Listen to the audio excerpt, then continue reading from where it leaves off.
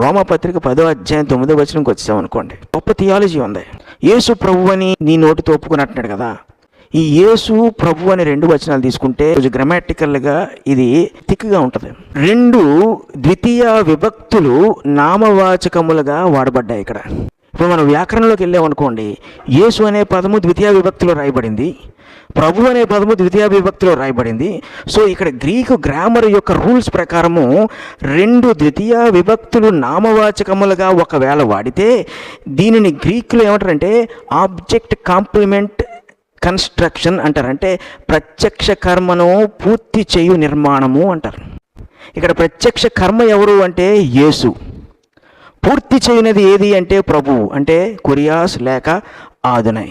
So పౌలు రోమాపత్రిక 10వ అధ్యాయం 9వ వచనం ఏమంటాడంటే, అదేమనగా యేసు ఆదునై అని నీ నోటితో ఒప్పుకొని అంటున్నాడు. యేసుకి ఏ స్థానం ఇచ్చాడు చూడండి. ఇశ్రాయేలీలు ఆదునైని పూజించారు, ఆరాధించారు. ఈరోజు క్రీస్తు సంఘం అది చేయడానికి ఇబ్బంది పడుతుంది. ఏంటి కారణం? సొంత జ్ఞానమా, అజ్ఞానమా, లేకపోతే అహంకారమా? ఇవి మనం ఆలోచన చేసి సరి చేసుకోకపోతే గొప్ప బ్లండర్లో మన జీవితాన్ని జీవించేయాలి. మీకు ఇదే విషయం కొరింథీయులకు రాసిన 1వ పత్రిక 12వ అధ్యాయము 3వ వచనంలో కనబడుతుంది. ఇందుచేత దేవుని ఆత్మ వల్ల మాట్లాడువాడెవడను యేసు శాపగ్రస్తుడని చెప్పడని.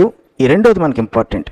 పరిశుద్ధాత్మ వల్ల తప్ప ఎవడను యేసు ప్రభు అని చెప్పలేడని మీకు నేను తెలియజేయుచున్నాను. ఇక 2 విషయాలు చూడాలి. యేసు ప్రభు అని చెప్పలేడని, యేసు ప్రభు 2 పక్కన వాడాడు. అయితే ఇది కూడా ఆబ్జెక్ట్ కాంప్లిమెంట్ కన్స్ట్రక్షనే, కానీ ఇది నామినేటివ్ కేసులో, అంటే ప్రథమా విభక్తిలో, అంటే ప్రత్యక్ష కర్మను పూర్తి చేయు నిర్మాణాన్ని ఉపయోగిస్తున్నాడు.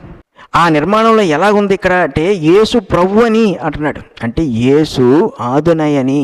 ఇక్కడ యేసు ప్రత్యక్ష కర్మ అయితే ఆదునై దాన్ని పూర్తి చేయనది, అంటే దాన్ని ఘనపరిచేది. సో యేసు ఆదునై అని చెప్తున్నాడు.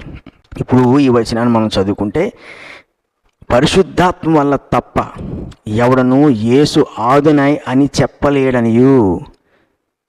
ఇప్పుడు యేసు దేవుడు కాదంటున్న వాడికి పరిశుద్ధాత్మ లేడు.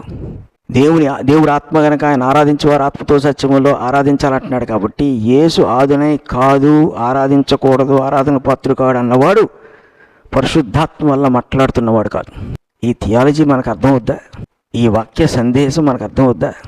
విశ్వాసము మనల్ని కోరుతుంది అర్థం చేసుకోమని.